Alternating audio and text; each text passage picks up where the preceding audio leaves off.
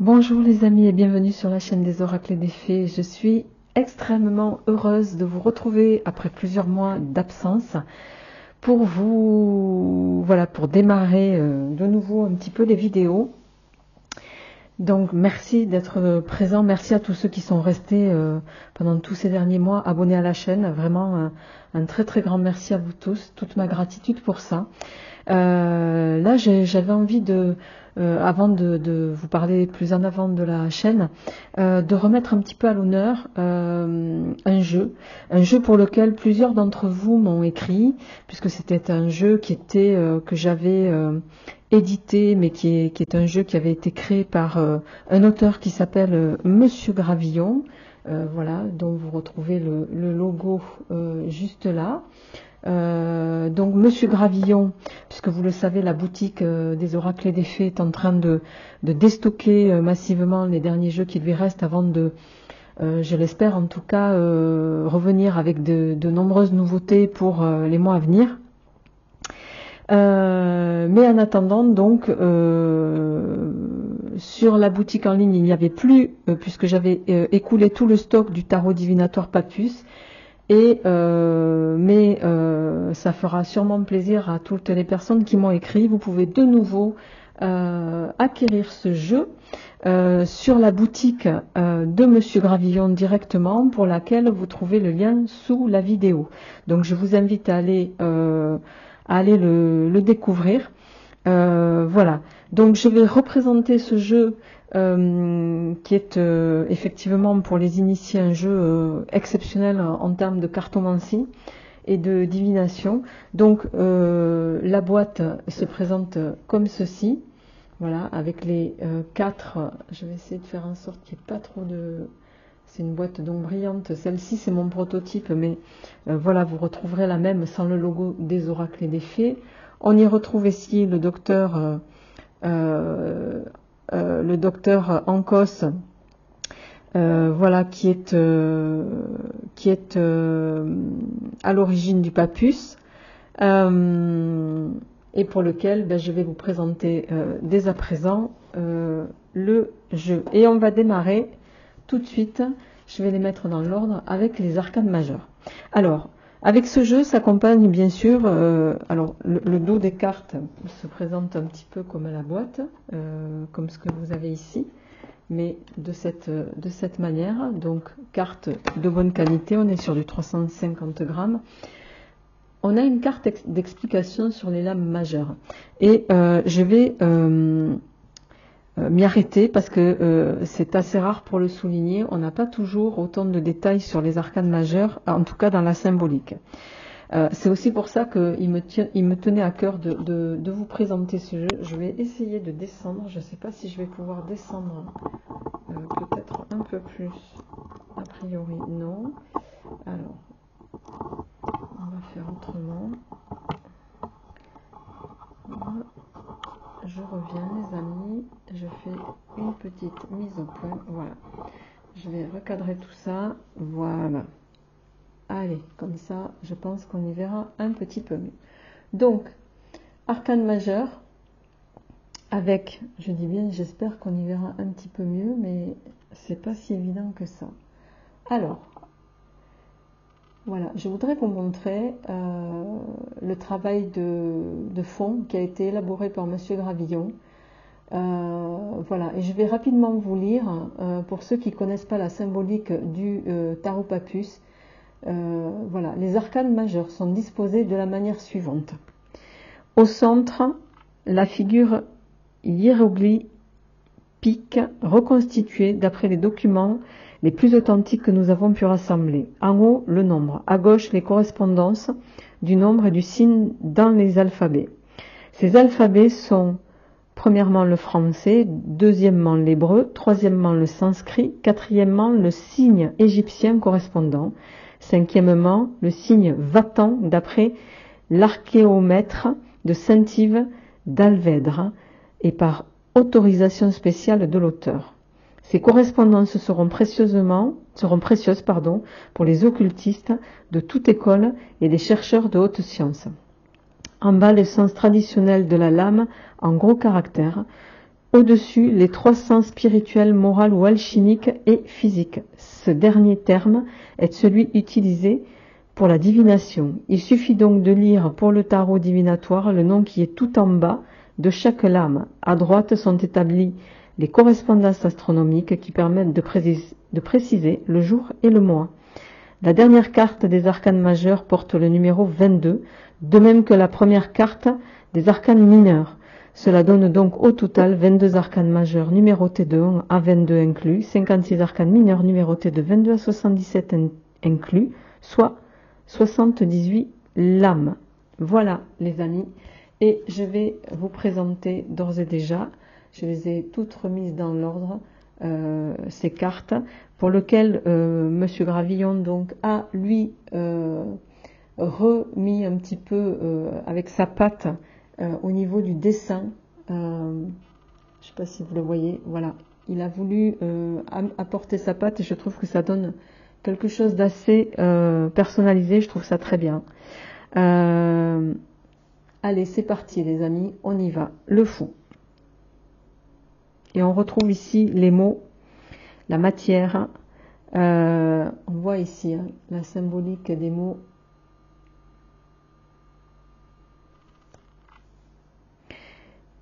Le battleur.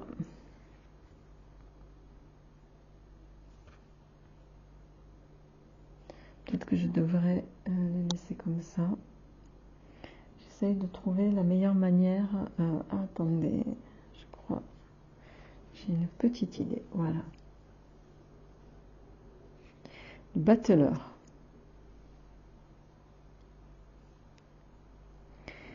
La papesse.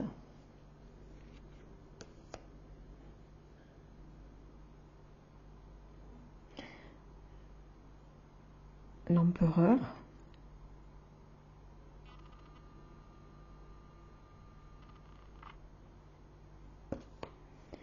L'impératrice. Je comprends pas pourquoi il fait pas une meilleure mise au point. Je suis vraiment désolée les amis. Ça m'insupporte au plus haut point.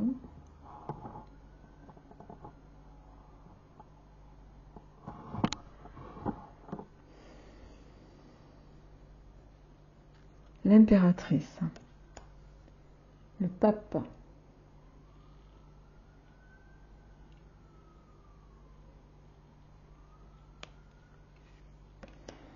L'amoureux.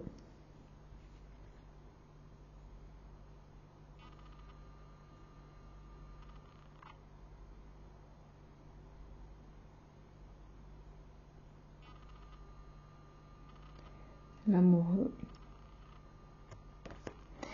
Le chariot.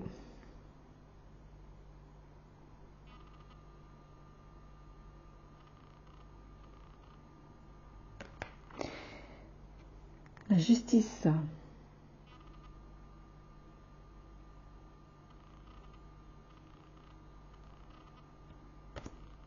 On retrouve bien sûr aussi les signes astro sur chaque carte. L'ermite.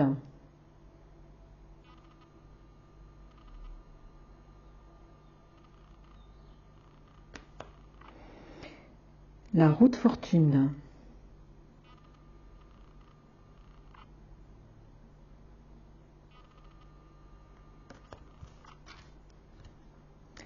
La force.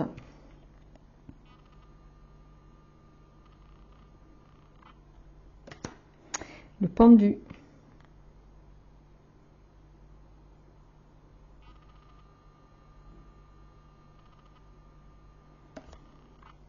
La mort.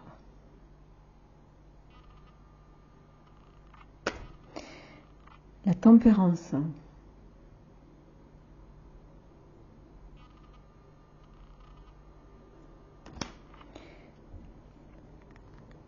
Le diable.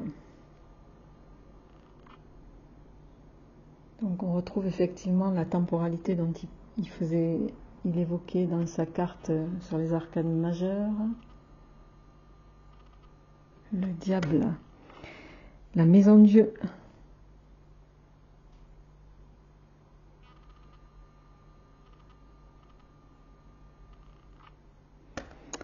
L'étoile.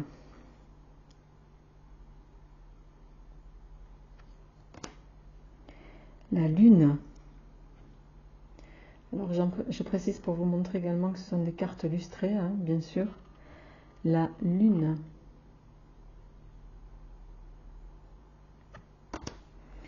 Le soleil.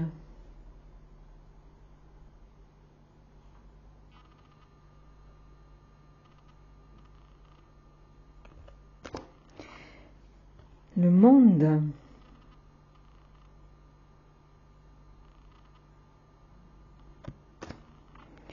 Et la dernière carte qui est la carte du jugement. D'ailleurs, c'était l'inverse. Excusez-moi, je les ai mises en inversé. Le jugement d'abord. Et le monde en suivant. Voilà les amis pour les arcanes majeurs. Je vais passer aux arcanes mineurs pour lesquels vous allez également retrouver une carte explicative.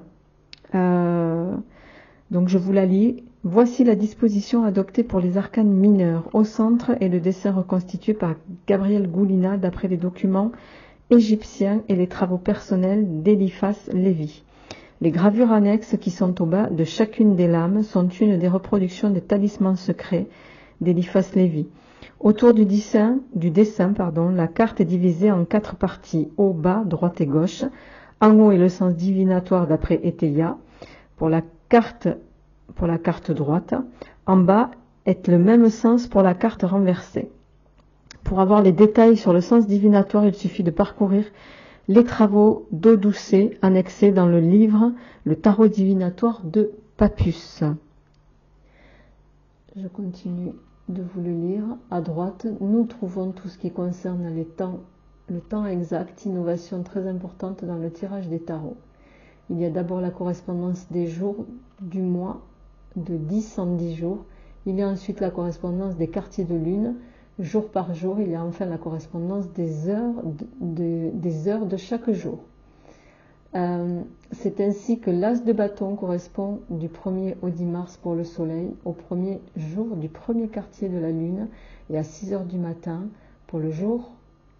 Quelques autres correspondances sont encore énoncées en bas et à droite. À gauche se trouve la correspondance du tarot philosophique telle qu'elle est déterminée par Eliphas Lévi. C'est le lien entre les deux ouvrages, le tarot divinatoire et le tarot des bohémiens, écrit par Papus. Voilà, c'était important de vous le signaler parce que c'est vrai que c'est quand même une notion à avoir pour comprendre aussi la symbolique du tarot Papus. Allez, on y va les amis pour les arcanes mineurs et on va démarrer avec les deniers. Donc même chose pour les cartes, on a pour chaque série d'arcanes mineurs une carte avec les explications droite et renversée de chaque lame. Et je trouve que c'est assez bien pour ceux qui veulent s'initier et avoir le mot-clé en visibilité dans vos tirages. Je trouve que c'est une excellente idée. Alors, on y va. Donc, les deniers, le roi de denier. Donc, on va effectivement retrouver ici la symbolique. Le roi de denier à gauche, s'il veut bien faire la mise au point. Le Père créateur. Voilà.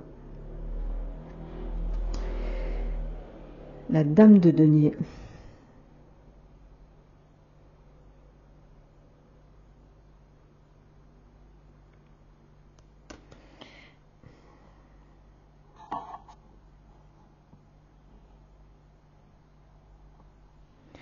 Le Cavalier de denier.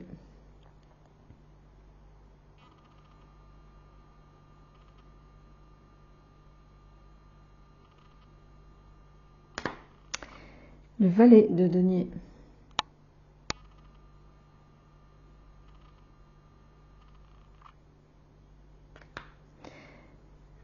Le 10 de denier.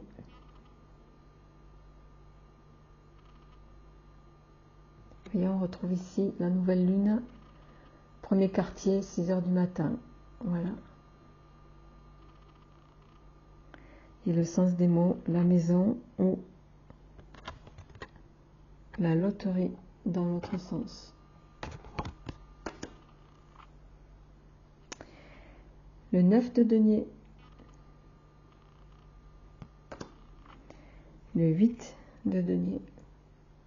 Après, donc, au niveau design, on retrouve effectivement la typographie du jeu des Théia, hein. Donc, en ce sens, même s'il a porté sa patte, il est resté fidèle, et c'est tout aussi l'intérêt de ce jeu exceptionnel. Le 7 de denier, le 6 de denier,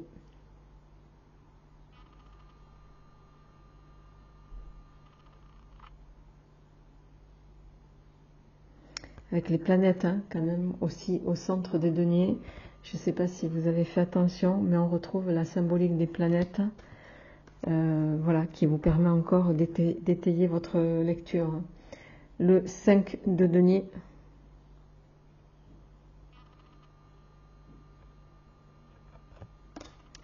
le 4 de denier, le 3 de denier,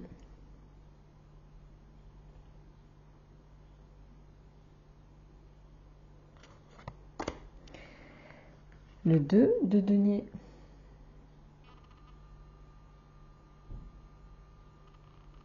et pour terminer, l'as de denier.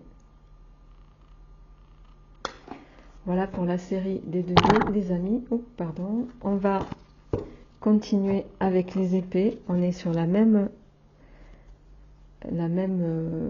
voilà, toujours une carte de description. Le roi d'épée, la dame d'épée ou reine d'épée,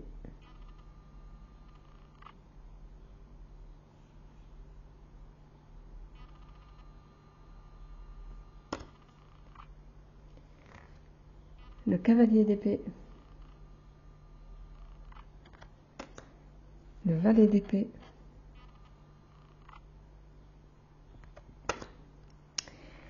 le 10 d'épée,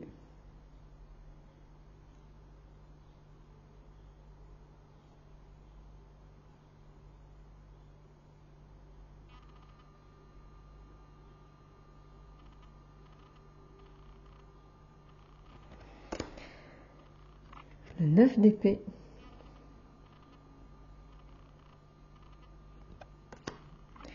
le 8 d'épée,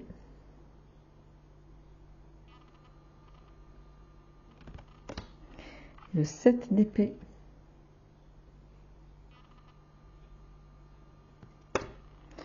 le 6 d'épée,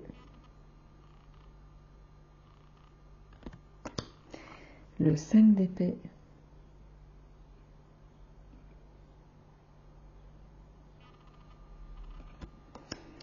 le 4 d'épée,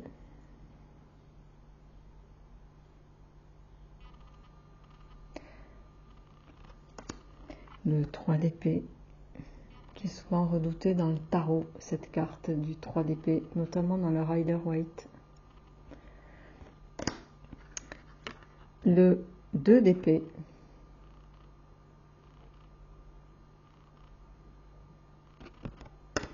et pour terminer, l'as d'épée.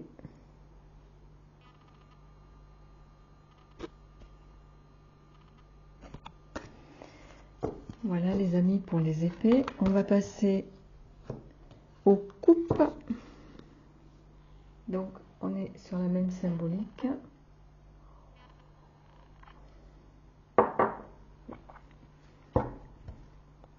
Avec toujours la carte ici. Donc, roi de coupe,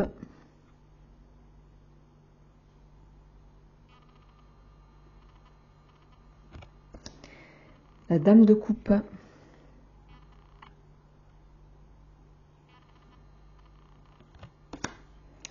le cavalier de coupe,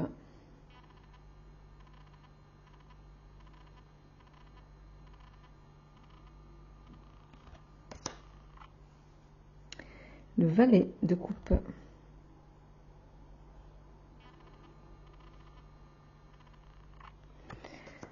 bon, je vais passer assez vite sur les séries puisque c'est un peu dans la même lignée, donc on va retrouver voilà les coupes. pour vous laisser aussi un petit peu de suspense sur le contenu des cartes. Donc les coupes, tout comme les épées et les deniers, se présentent de la même manière. Et les bâtons, avec cette toujours même symbolique, voilà, au niveau des cartes, les bâtons, signification carte droite et renversée, qui sont offertes avec ce jeu. Et toujours le contenu, roi de bâton, la dame de bâton, le cavalier. Je suis vraiment désolée pour la mise au point, je comprends pas pourquoi il ne la fait pas comme il faut. Le chevalier de bâton,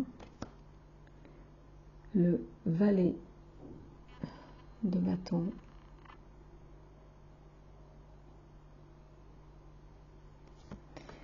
et ensuite on passe à la série des mineurs de 10 à l'as de bâton. Voilà les amis, donc pour tous ceux qui m'ont questionné sur ce jeu, vous pouvez bien évidemment le retrouver, donc vous retrouvez le lien sous la boutique, voilà, des oracles et des fées, sous le menu déroulant, vous retrouvez le lien de Monsieur Gravillon, où est-ce que vous pouvez faire l'acquisition de ce jeu.